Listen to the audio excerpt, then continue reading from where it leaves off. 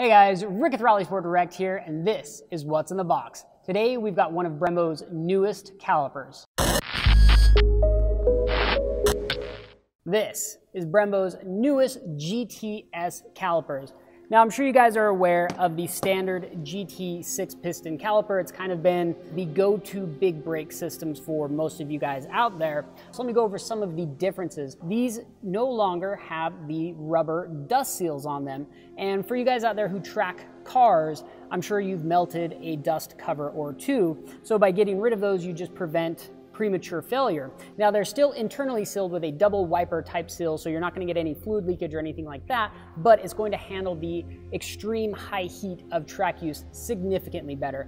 Next up, the GT caliper is painted with a painted logo. This utilizes a hard black anodization with a milled red Brembo logo on it. Now, the actual caliper itself is a little bit lighter, a little bit stronger, and overall a little bit better suited for track use. So what does that mean? Well, if you're looking for a rock solid big brake kit for canyon crushing, maybe autocrossing, some light duty track use, the GT kit is fantastic.